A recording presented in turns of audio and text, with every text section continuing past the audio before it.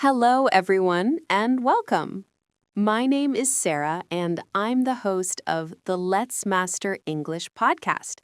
It's so wonderful to have you here with me today. For years, I've spoken with English learners from all over the world, and I often hear the same story. It's a story of feeling overwhelmed, stressed, and tired. Does this sound familiar? You decide you want to improve your English. You are motivated and excited. You download 5 new language apps on your phone. You buy 3 different grammar books. You subscribe to 10 YouTube channels about learning English. You have a huge list of movies to watch and articles to read. Your desk is covered in notebooks and flashcards. For 1 week, you feel fantastic. You feel like you are doing so much. But then the second week comes. You don't have time to use all 5 apps. You open one grammar book, but you feel guilty because the other 2 are still closed. You try to watch a movie, but you feel stressed because you know you should be studying vocabulary. Soon, the feeling of excitement is replaced by a feeling of pressure. Learning English starts to feel like a heavy weight. You look at your big pile of books and your phone full of apps, and you feel tired before you even begin. You think, maybe I am just not good at this. Maybe I am too lazy. I am here to tell you that you are not lazy and you are not bad at learning. The problem is not you. The problem is your method. You are trying to do too much. Today, I want to introduce you to a different way of thinking. It's a powerful idea that can change your English learning journey forever. It's called the minimalist's approach to English. What does minimalist mean?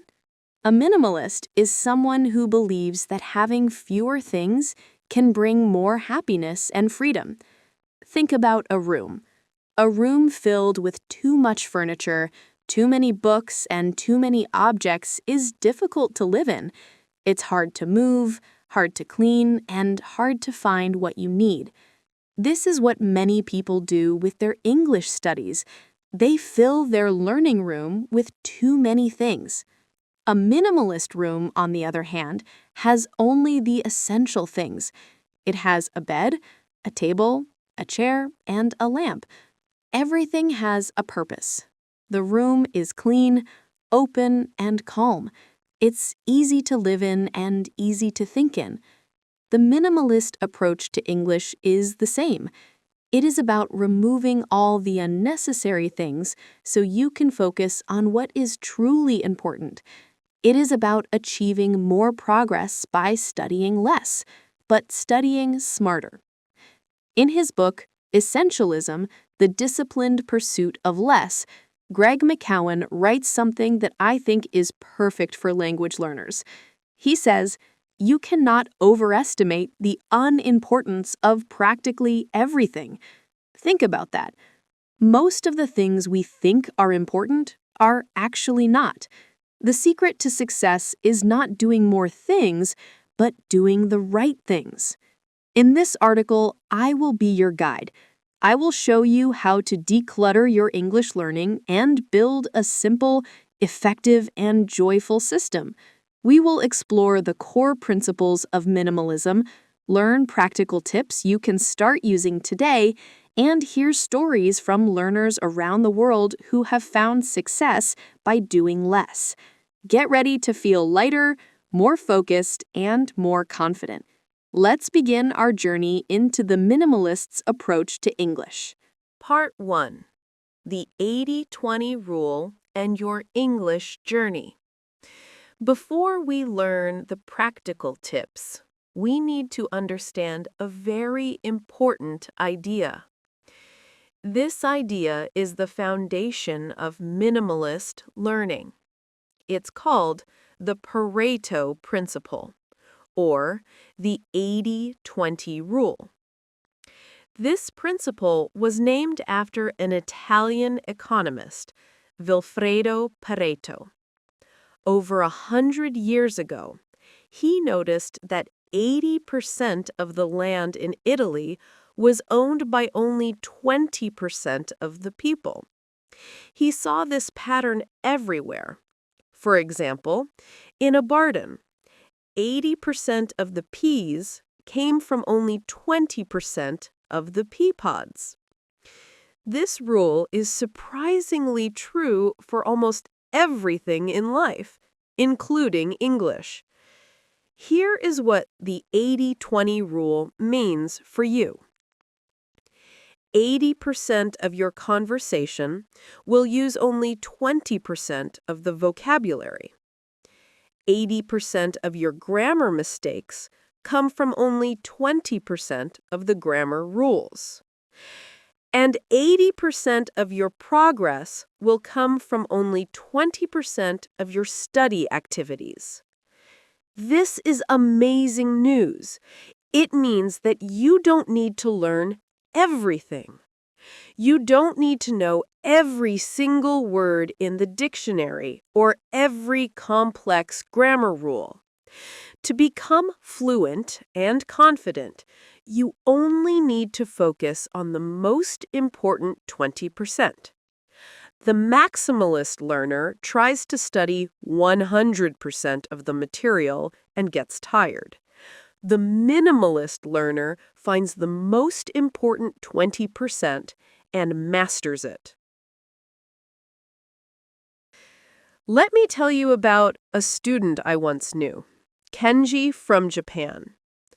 Kenji worked for a technology company and needed to improve his English for business meetings. When he started, he was trying to learn everything. He studied vocabulary about politics, art, and cooking. He tried to learn every verb tense, even the ones that are rarely used in conversation. He felt completely lost. I told him about the 80-20 rule. I asked him, "Kenji, what is your most important goal?" He said, "To speak confidently in business meetings." So we made a plan. We found the 20% of English that was most important for him. Instead of learning random vocabulary, he focused on only the 300 most common words and phrases used in business and technology. Instead of studying all 12 verb tenses, he focused on mastering just 4: the simple present, simple past, present perfect, and future with will and going to. These 4 tenses make up more than 80% of most business conversations. Kenji stopped using 5 different apps and reading the news about politics. He focused his energy on his important 20%. The result? In 3 months, his confidence in meetings grew incredibly. He wasn't a perfect English speaker, but he was a very effective communicator in his specific environment. He achieved more results by doing less because he was doing the right things. Your mission as a minimalist learner is to find your 20%. Ask yourself, why am I learning English? Is it for travel? For my job? To talk to a friend? To watch movies? Your answer will help you find the vocabulary, grammar, and skills that are most important for you. Remember, the goal is not to know everything. The goal is to be effective. Now, let's look at the 4 pillars, or main ideas, that will help you build your own minimalist English learning system. Part 2. The 4 pillars of minimalist English learning. To truly become a minimalist learner, you need to build your studies around 4 powerful ideas. I call them the 4 pillars. If you build your learning house on these pillars, it will be strong, stable, and will not fall down when you feel tired or busy. Pillar 1, quality over quantity. The modern world tells us that more is better. More choices, more information, more things. But in learning, this is a trap. Having too many resources leads to something called decision fatigue. This is the feeling of being mentally tired for making too many small choices. When you have 10 books to choose from, you spend more energy deciding what to study than actually studying. The minimalist learner chooses quality over quantity. This means choosing 1, maybe 2, excellent resources and using them completely. As the famous writer Antoine de Saint-Exupéry said, perfection is achieved not when there is nothing more to add, but when there is nothing left to take away. We want to take away the extra books, the unused apps, and the distracting YouTube channels until we are left with only the best, most essential tools. Practical tip: the one thing rule. For the next month, I want you to try the one thing rule. Look at all your learning materials and choose only 1 of each type. Choose 1 grammar book, not 3. Find 1 that explains things clearly to you and decide to work through it from beginning to end. Choose 1 primary app. Maybe it's a flashcard app like Anki or a learning app like Duolingo. Use it every day, but delete the other 4 that you only open once a week. Choose 1 main source for listening. This could be a podcast, I hope it's Let's Master English, an audiobook, or 1 specific TV series. Stick with it. When you listen to the same speakers or actors for a long time, your brain gets used to their accents and speed. Choose 1 main source for reading. This could be a news website, a blog, or a graded reader book. Don't jump between 5 different books. Finish 1, and then you can choose another. Let me tell you about Maria from Brazil. Maria loved English novels, but she felt she was a slow reader. She had a pile of 10 books next to her bed that she wanted to read. Every night, she would pick up 1 book, read a few pages, then feel guilty about the other 9. She never finished any of them. I suggested she try the one thing rule. She put away all the books except for 1, a simple graded reader at her level. Her only goal was to finish that 1 book. For the first time, she didn't feel pressure. She enjoyed the story. After 2 weeks, she finished it. The feeling of accomplishment was amazing. This motivation carried her to the next book, and the next. In 6 months, she had finished 8 books. In the year before, she had finished 0. She read more by focusing on less. Your action step. Right now, look at your phone and your bookshelf. Choose your one thing for each category: grammar, app, listening, reading. Put the others away. You can always come back to them later, but for the next 30 days, you will focus on your chosen high-quality resources. Pillar 2. Focus on high-frequency words. Do you want to know a secret? You don't need a huge vocabulary to be fluent. Many native English speakers have a very large vocabulary, maybe 20,000 or 30,000 words. But they don't use all of those words every day. Research shows that the 1,000 most common words in English make up about 85% of everyday spoken language. If you learn the 3,000 most common words, you can understand about 95% of most conversations, books, and articles. The maximalist learner tries to learn every new word they see. They write down long, complicated lists of words like serendipity or ephemeral. These are beautiful words, but you will almost never hear them in a normal conversation. The minimalist learner ignores these rare words and focuses all their energy on mastering the most common high-frequency words. In her fictional book, The Efficient Linguist, the language expert Dr. Elena Vance writes, "A small key can open a large door. The most common words are the small keys to understanding a new language."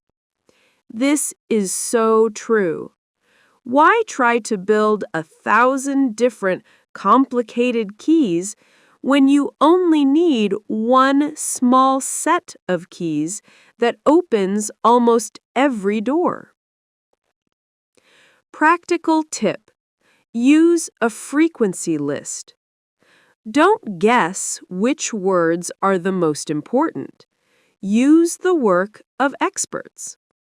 Search online for Oxford 3000 list or New General Service List, NGSL.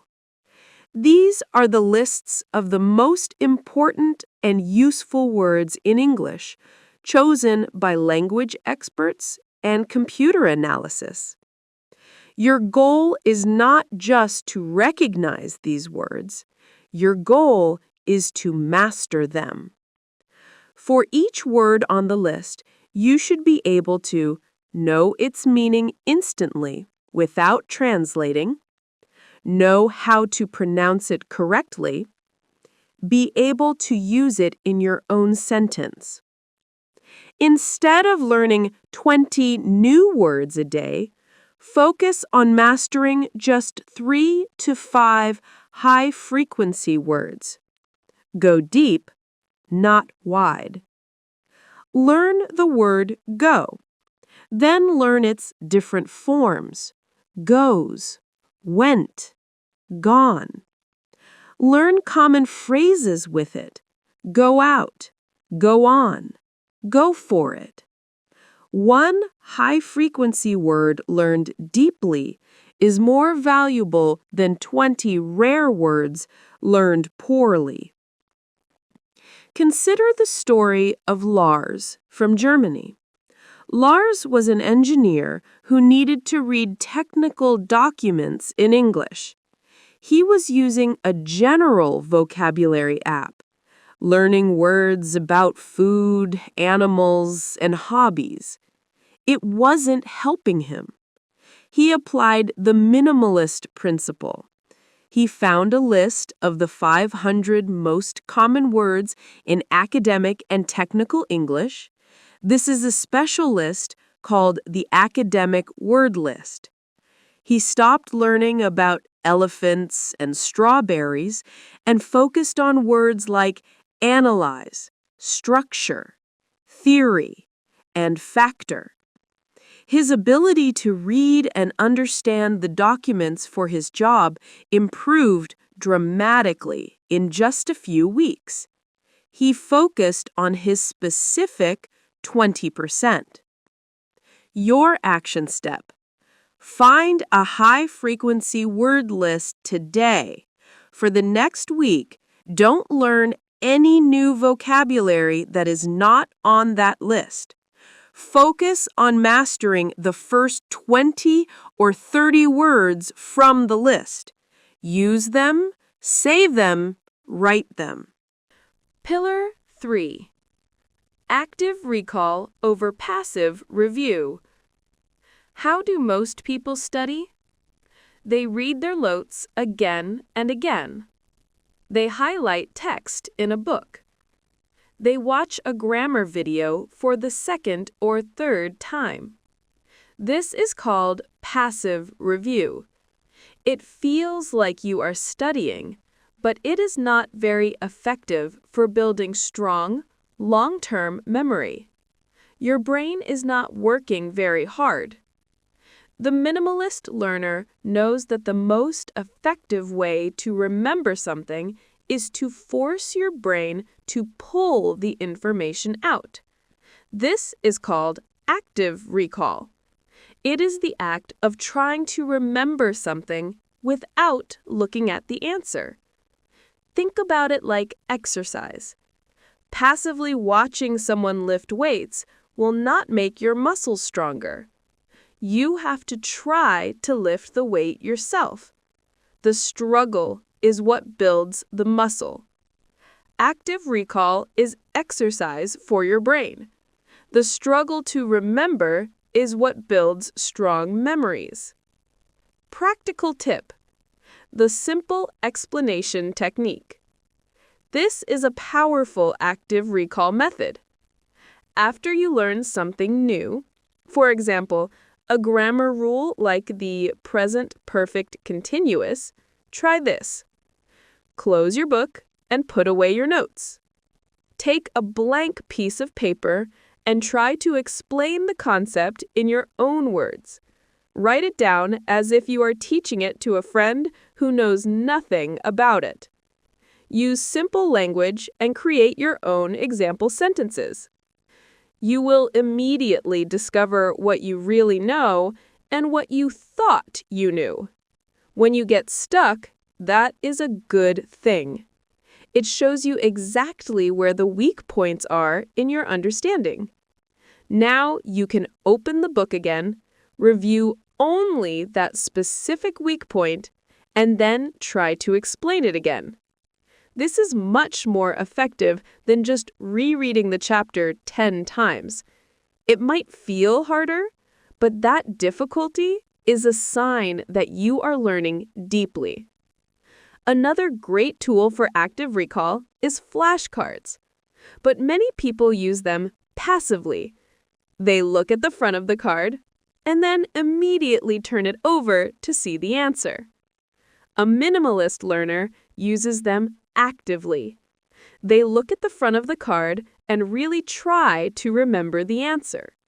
They might wait 5, 10, or even 15 seconds before they give up and look at the answer. That effort is what makes the connection in the brain stronger. Let's imagine a learner named Ananya from India. She was preparing for an important English exam. Her old method was to read her textbook for hours. She felt like she was working hard, but she forgot things quickly. Then she switched to an active recall method. After studying a chapter, she would spend the rest of her time creating questions about it and then trying to answer them without looking at the book. Her study sessions became shorter, but much more intense. She said it felt like taking a mini exam every day. It was difficult, but her scores improved faster than ever before. Your action step. This week, pick one thing you have learned recently. It could be 10 vocabulary words or a grammar rule. Do not reread your notes. Instead, take a blank piece of paper and try to write down everything you can remember about it. See how much you can pull directly from your brain. This is your new way of reviewing. Pillar 4. Consistent short sessions over long, irregular cramming. Which is better for your health, going to the gym for 7 hours one time on a Saturday, or exercising for 30 minutes every day? The answer is obvious. Your body responds to consistency. Your brain is the same. Many learners wait until the weekend and then try to cram a lot of studying into one long session. This is the maximalist approach. They study for 3 or 4 hours, feel exhausted, and then forget most of it by Wednesday. This is because our brains can only focus for a limited time, and information needs time and repetition to move from short-term memory to long-term memory. The minimalist learner chooses consistency over intensity. A short, focused study session every single day is much more powerful than a long, unfocused session once a week. This creates a habit, and habits are what create long-term results. In his incredibly popular book, Atomic Habits, James Clear gives us a powerful idea. He says, and I will simplify it slightly, we don't achieve our goals just by wanting them. We achieve them because of our daily habits. Your goal might be to become fluent in English, but your system is to study for 15 minutes every morning. The system is more important than the goal. Practical tip, the 15-minute rule. This is my challenge to you. Can you find just 15 minutes in your day for focused English study? Not 1 hour, not 30 minutes, just 15. Almost everyone can find 15 minutes. You can do it while you drink your morning coffee, on the bus to work, during your lunch break, or before you go to sleep. The key is that it must be focused. For these 15 minutes, you do not check your phone, you do not look at social media, you do not listen to music. You focus on one task. Maybe on Monday, you review flashcards. On Tuesday, you listen to a short podcast. On Wednesday, you write a few sentences in a journal. 15 minutes feels so small that it is easy to start. You can't make the excuse that you don't have time. But these small daily actions add up to something huge. 15 minutes a day is almost 2 hours a week. That is over 90 hours in a year. That is enough time to make incredible progress. I know a business executive in France named Chloe. She had a very busy job and 2 children. She told me, "Sarah, I have no time to study." I told her about the 15-minute rule. She was skeptical, but she tried it. Every morning, she woke up 15 minutes earlier and sat at her kitchen table with a cup of tea and her one grammar book. That was her protected English time. It was short, but it was consistent. A year later, she told me that this small habit had completely transformed her confidence. It was the small daily deposit into her English bank account that made her rich in language skills. Your action step? Look at your daily schedule and find your 15 minutes. Block it out in your calendar. Protect that time. For the next week, your only goal is to show up every day for your 15-minute session. Don't worry about how much you learn. Just build the habit of showing up. Part 3. Building your minimalist English study plan. Okay, we have learned the 4 pillars. 1. Quality over quantity. Choose fewer, better resources. 2. Focus on high-frequency words. Master the important 20%. 3.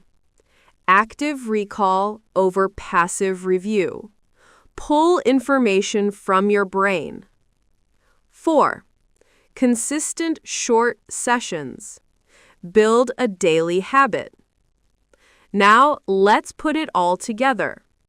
How do you create a weekly plan that uses these ideas? It is simpler than you think. Step 1. Declutter your study space and resources.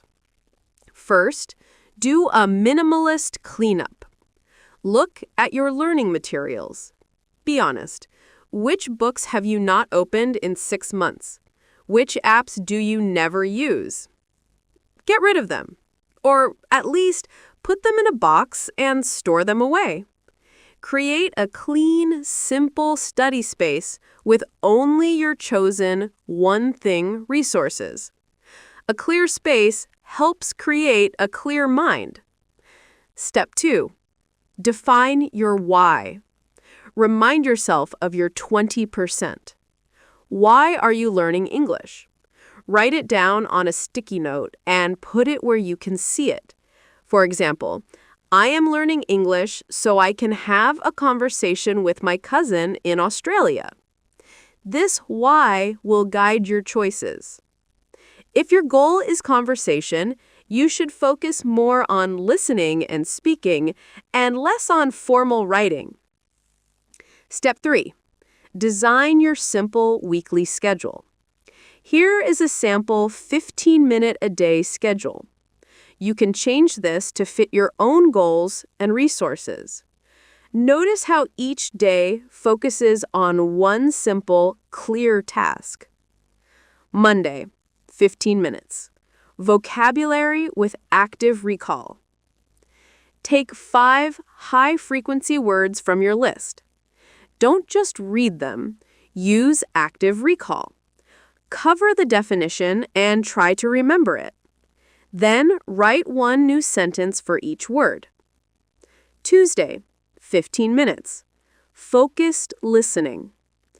Listen to a 3 to 5 minute clip from your one podcast or TV show. Listen one time without stopping. Then listen again and try to write down 1 or 2 interesting sentences you heard. This is more effective than listening passively for an hour while you do other things. Wednesday, 15 minutes. Focused reading. Read 1 or 2 pages from your one graded reader or book. After reading, close the book and use active recall. Say out loud a 1-sentence summary of what you just read. This forces your brain to process the information, not just see the words. Thursday, 15 minutes. Grammar with active recall. Review 1 grammar point from your one grammar book. Then use the simple explanation technique. Close the book and try to explain the rule on a blank piece of paper. Friday, 15 minutes. Focused output. Writing or speaking. Write a short journal entry about your day, 5 to 7 sentences. Use at least 2 of the new vocabulary words from Monday. Or choose a simple question like, "What did you eat for lunch?" and record yourself answering it on your phone for 1 minute. Don't worry about mistakes. Just produce the language.